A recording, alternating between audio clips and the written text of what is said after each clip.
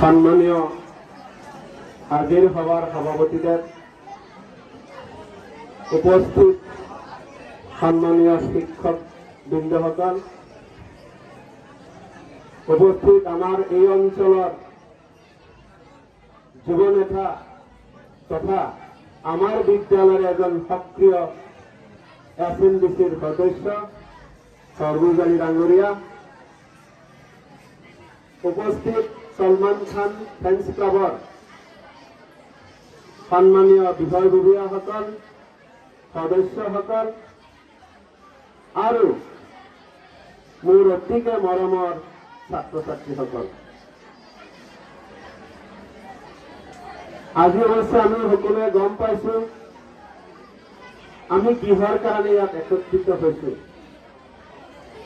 আজি আমাৰ মূল উদ্দেশ্যকে আমি গম পাইছো যে আজি আমি যোগা দিৱস হিচাপে আমি এটা সভা আহ্বান কৰি যোগাৰ বা যোগাসন সম্পৰ্কে আমি কেনেদৰে সচেতন হ'ব পাৰো আৰু কিয় হ'ব পাৰো। যোগ আজিৰ যুগত যোগৰ কি প্ৰয়োজন আছে।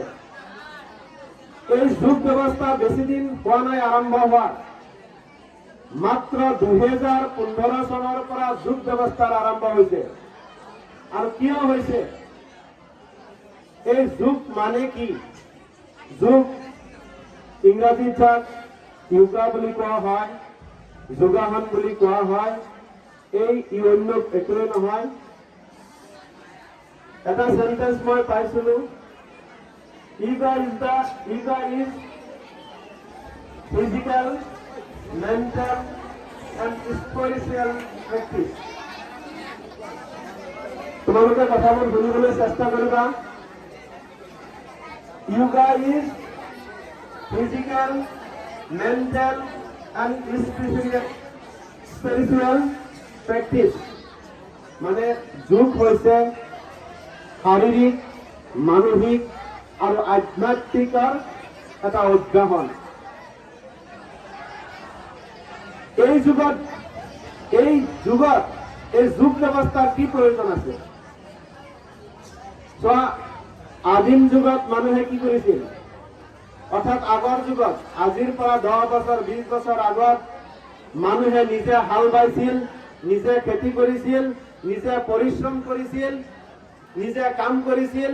যি কামৰ কৰাৰ ব্যৱস্থা আজিৰ যুগত ট্ৰেক্টৰে নাইকিয়া কৰি দিছে। যি ব্যৱস্থা নেকি মৰণা মাৰিছিল, মানুহে কষ্ট কৰিছিল, আজিৰ যুগৰ ট্ৰেক্টৰে তাকো নাইকিয়া কৰি দিছে। মানুহে এলাহ হৈ গৈছে, মানুহে কোনো শ্ৰমমূলক কৰ্ম কৰিব নালাগে, শৰীৰ শ্ৰম কৰিব নালাগে। আচলতে সৃষ্টিকৰ্তাই আমাক কিয় সৃষ্টি কৰিছে? আমি বহি থকাৰ কাৰণে সৃষ্টি কৰা নাই। আমাৰ ভৰিখন এনেই দিয়া নাই সৃষ্টিকৰ্তাই, আমাৰ হাতখন এনেই দিয়া নাছিল। আমি কি কৰিছো, হাতৰ ব্যৱহাৰ নাইকিয়া কৰি দিছো, ভৰিৰ ব্যৱহাৰ নাইকিয়া কৰি দিছো। এটা সময়ত আমি ইয়াৰ পৰা ঢিং নগাঁওলৈকে খোজকাঢ়ি গৈছিল আমাৰ পূৰ্বপুৰুষসকলে, কিন্তু আজিৰ যুগত কেনেকে গৈছে? AC গাড়ীৰ ভিতৰত নিয়ন্ত্ৰিত, শীততাপ নিয়ন্ত্ৰিত গাড়ীৰ ভিতৰত বহি বহি আৰাম কৰিছো, এছ কৰিছো। কিন্তু সেই আৰামৰ লগে লগে আমাৰ জীৱনটো কি কৰিছে, আমি জীয়াই থকাৰ যিটো কণ্ডিশ্যন, সেই কণ্ডিশ্যনটো নাইকিয়া কৰি দিছে। মানে কি, আমি যিমানেই আৰাম কৰিছো সিমান আমাৰ শৰীৰত বিভিন্ন ধৰণৰ বেমাৰে বাস লৈছে।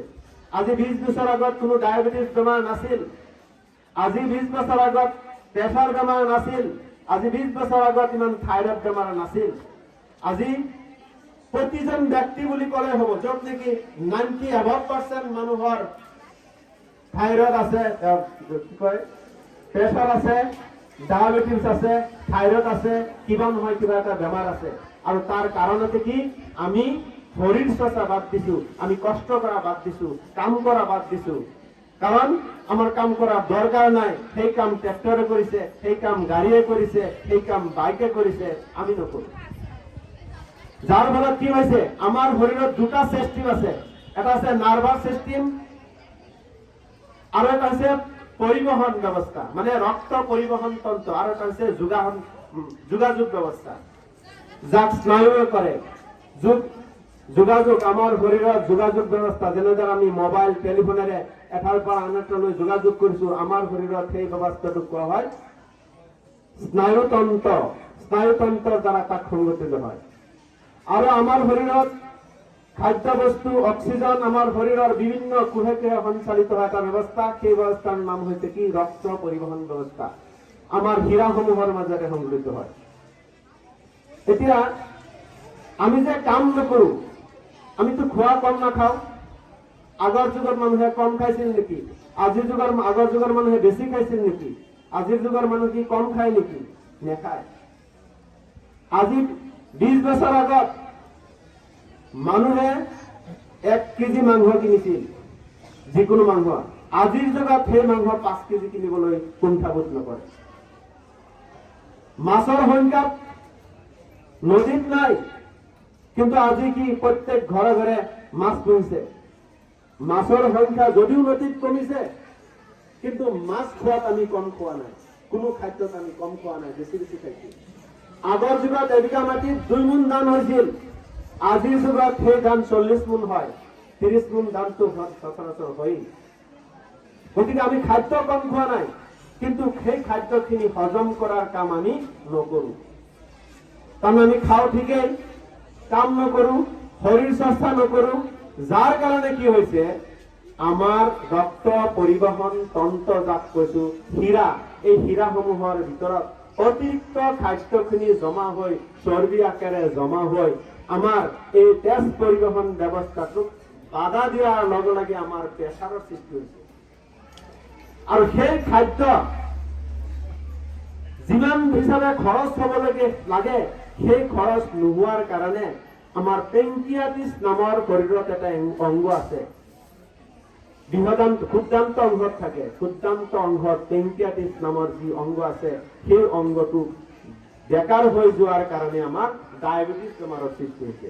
ডায়েবেটিছ বেমাৰ অন্য একো নহয়, আমাৰ শৰীৰত থকা, আমাৰ শৰীৰলৈ যিবোৰ চুগাৰ যায়, মানে চেনি জাতীয় বস্তু, সেই চেনি জাতীয় বস্তুসমূহ যি লিমিটত সংগ্ৰহ কৰিব লাগে, ডাইজেষ্ট কৰিব লাগে, সেই লিমিট ব্যৱস্থাটোক নিয়ন্ত্ৰণ কৰাৰ যি পেংকিয়াটিছ নামৰ যি অংগ আছে, সেই অংগটো বিকল হৈ যায় আমি শৰীৰ চৰ্চা নকৰাৰ কাৰণে। গতিকে আজিৰ যুগত আমি প্ৰায় শুনি থাকো যে হাৰ্ট এটেক হৈছে, প্ৰেছাৰ ষ্ট্ৰক হৈছে। ইয়াৰ মূল কাৰণ কি? মূল কাৰণেই হৈছে আমি শৰীৰ চৰ্চা নকৰো। আমি কি কৰো? বহি বহি খাওঁ। তাৰমানে আমি মোবাইল টিপি এটা জাগাত বহি মোবাইল টিপি আছো, কাম নকৰো, নিজকে লৰচৰ নকৰাও। আমাৰ সৃষ্টিকৰ্তাই হাতটো যি কাৰণে বনাইছে তাৰ কামত নলগাও, ভৰি যি কামত বনাইছে সেই কামত নলগোৱাৰ কাৰণে এই বেমাৰসমূহ দিনক দিনে কি কৰিছে? বাঢ়ি গৈছে। আৰু পৃথিৱীৰ গোটেই বৈজ্ঞানিকসকল, পৃথিৱীৰ গোটেই মেডিচিন বিভাগ, গোটেই ডাক্তৰসকল চিন্তাত নিজকে হেৰাই দিছে এই ব্যৱস্থা কেনেদৰে আঁতৰ কৰিব। কাৰণ আজি শৰীৰত যেতিয়া তোমাৰ এই বেমাৰবোৰ হ'ব, এনেকুৱা কোনো স্থায়ী মেডিচিন নাই যি খাই দিলে ভাল হৈ যাব। শুনিছানে? ডায়েবেটিছ যদি কাৰোবাৰ হৈছে, আজীৱন কাল টেবলেট খাই যাব লাগে, নহলে মৰিব লাগিব। আৰু আজিৰ যুগত মেক্সিমাম মানুহ মৃত্যু হৈ প্ৰেছাৰ ষ্ট্ৰক, হাৰ্ট এটেক বা এই ডায়েবেটিছ বেমাৰত। গতিকে সেই বেমাৰসমূহ বিশ্বৰ চিকিৎসা বিজ্ঞানে বিভিন্ন গৱেষণা কৰি চাইছে যে ইয়াৰ ঔষধ এটাই আছে, যি ঔষধৰ মূল নায়ক হৈছে ভাৰতবৰ্ষ। আমাৰ ভাৰতবৰ্ষতেই কোন প্ৰথমতে এই যোগ ব্যৱস্থাৰ আৰম্ভ হৈছিল। আৰু গোটেই পৃথিৱীয়ে গৱেষণা কৰি দেখিছে, যদি এই যোগ ব্যৱস্থাসমূহ কোনো এজন ব্যক্তিয়ে সৰুৰ পৰা নিয়মিতভাৱে কৰি যায়, তাৰ জীৱনত কোনো কাৰণত প্ৰেছাৰ হ'ব নোৱাৰে, তাৰ জীৱনত কোনো কাৰণত ডায়েবেটিছ হ'ব নোৱাৰে। গতিকে চোৱা, আজি চৰকাৰে কি কৰিছে? আমাৰ এই স্কুলসমূহত সেই যোগ ব্যৱস্থাটো সোমাই দিছে। আৰু আমি এতিয়া যদি এটা নিৰ্দিষ্ট ব্যৱস্থাৰ মাজেৰে আমি নিজৰ শৰীৰ চৰ্চা কৰো, তেতিয়াহ'লে আমাৰ শৰীৰত অতিৰিক্ত তেল জমা নহ'ব, আমাৰ ডায়েবেটিছ বেমাৰ নহ'ব, আমাৰ কলেষ্ট্ৰলৰ শৰীৰত নাথাকিব, যাৰ কাৰণে আমি এটা সুস্থ জীৱন যাপন কৰিব পাৰিম। অহাকালি পৰীক্ষা আছে, তথাপিও চৰকাৰে কি কৰিছে? আজি যোগ ব্যৱস্থাটোৰ হস্তান্তৰ কৰিবলৈ আমাক নিৰ্দেশ দিছে। কিয় দিছে? আমাৰ প্ৰথম হৈছে স্বাস্থ্য। যদি আমাৰ স্বাস্থ্য ভালে নাথাকে, আজি তোমালোক যদি ৰোগীয়া হোৱা, বেমাৰ হোৱা, কালি তুমি পৰীক্ষা দিব পাৰিবা জানো? নোৱাৰিবা। গতিকে প্ৰথম কথা হৈছে স্বাস্থ্য। স্বাস্থ্যৰ নিচিনা আটাইতকৈ মূল্যৱান সম্পত্তিয়েই নাই। যাৰ স্বাস্থ্য নাই সি একো কৰিব নোৱাৰে। গতিকে প্ৰথমতে আমি স্বাস্থ্যৰ ওপৰত গুৰুত্ব দিব লাগিব। আজিৰ যুগত আমি যদি অত্যাধিক মেডিচিন সেৱন কৰোঁ, মেডিচিন সেৱন কৰাৰ ফলত কিছুদিন পিছত কিডনিৰ বিকল হয়। গতিকে তাতো আমাৰ কিমান অসুবিধা আছে। কিন্তু আমি যদি নিয়মিতভাৱে যদি শৰীৰ চৰ্চা কৰোঁ, আমি যোগ কৰোঁ, তেতিয়াহ'লে আমি কোনো ধৰণৰ মেডিচিন খাব নালাগে। আমাৰ কিডনিও বিকল নহয়, আমাৰ ডায়েবেটিছও নহয়, আমি সমূহ বেমাৰৰ পৰা হাত সাৰিব পাৰিম। আৰু আমি যেতিয়া স্বাস্থ্য আমাৰ ঠিকে থাকিব, তেতিয়াহ'লে সেই সুস্থ স্বাস্থ্যৰে আমি লিখা পঢ়া সকলোতে মনোনিৱেশ কৰিব পাৰিম। আমাৰ মাজত বহু ছাত্ৰ আছে যাৰ বেমাৰৰ কাৰণে কিছু বয়স হোৱাৰ লগে লগে বেমাৰৰ কাৰণে উচ্চ শিক্ষা ল'ব নোৱাৰে, উচ্চ শিক্ষা গ্ৰহণ কৰিব নোৱাৰে। গতিকে মই এই যুগৰ নিচিনা ইমান এটা প্ৰয়োজনীয় বস্তু মানৱ জীৱনত যাক নহলেই নহব, সেই বস্তুটো মই ভাবো এডুকেশ্যন ব্যৱস্থাৰ লগত সংযোগ কৰিব লাগে। আৰু আমাৰ সন্মানীয় প্ৰধানমন্ত্ৰী মহোদয়ে এইবাৰ এটা থিম দিছে, yoga as humanity. Yoga of humanity নামৰ এটা থিম। এই বছৰৰ থিম হৈছে ইয়োগা অফ হিউমেনিটি। অৰ্থাৎ আজি যি দিন, সেই দিনৰ থিমটো হৈছে ইয়োগা অফ হিউমেনিটি। অৰ্থাৎ ইয়োগাৰ লগত হিউমেনিটি মানৱতাৰ লগত কি জড়িত আছে। অৰ্থাৎ যিয়ে ইয়োগা কৰিছে, যিয়ে নেকি ইয়োগাৰ বিষয়ে শিক্ষা দিছে, যিয়ে নেকি ইয়োগা বুজাই গৈছে, তেওঁ কি কৰিছে? মানৱ জাতিৰ উপকাৰ কৰিছে বুলি আমাৰ সন্মানীয় ভাৰতৰ প্ৰধানমন্ত্ৰীয়ে থিম হিচাপে ঘোষণা কৰিছে। আজি সেই কথাটো বিভিন্ন পেপাৰ মিডিয়া বিভিন্ন গম পাইছে, বিভিন্ন মাধ্যমত আজি সকলোৱে গম পাইছে। আজিৰ ইয়োগাৰ থিমটো হৈছে কি? Yoga of humanity. গতিকে আমাৰ ইমান প্ৰয়োজন আছে যে তাক কৈ মই বৰ্ণনা কৰি শেষ কৰিব নোৱাৰিম। ইয়োগাৰ ইমানেই প্ৰয়োজন আছে, যি যুগত নেকি ইয়োগা নহলেই নচলিব। কাৰণ আজি যন্ত্ৰ ব্যৱস্থাই আমাক শৰীৰৰ কষ্ট কৰাৰ পৰা বিৰত ৰাখিছে। গতিকে আমি এটা নিৰ্দিষ্ট নিয়ম ব্যৱস্থাৰ মাজেদি আমি ইয়োগাৰ প্ৰতি আগ্ৰহী হবই লাগিব। নহলে তুমি আজিৰ সুস্থ কালিৰ বেমাৰী, আজিৰ ছাত্ৰ কালিৰ নাগৰিক নহয়, আজিৰ সুস্থ কালিৰ বেমাৰী হব লাগিব। গতিকে মই তোমালোকক সদায় কওঁ যে তুমি আজিৰ ছাত্ৰ কালিৰ নাগৰিক হোৱা, আজিৰ সুস্থ কালিৰ বেমাৰী নোহোৱা। আৰু যদি আজিৰ সুস্থ কালিৰ বেমাৰী নহবলৈ হয়, তেনেহলে আমি কি কৰিব লাগিব?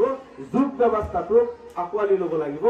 আৰু তাৰ মাজেদি আমি আমাৰ জীৱনটো সুৰক্ষিত কৰি যাব পাৰিম বুলি আমি আশা ৰাখিছো।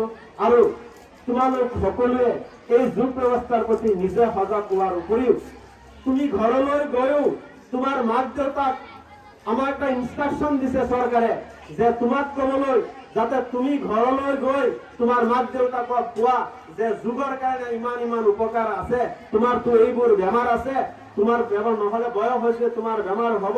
গতিকে এতিয়াই তুমি এই যোগ ব্যৱস্থা কৰি যোৱা, আগলৈ কোনো ধৰণৰ বেমাৰবোৰ নহব, তুমি হাত সাৰি থাকিব পাৰিবা। এই মেছেজটো দিবা বুলি আশা ৰাখি মই সকলোকে মোৰ অন্তৰৰ পৰা আশীৰ্বাদ জ্ঞাপন কৰি মই এই বক্তব্য সামৰিছো। ধন্যবাদ। জয় হিন্দ।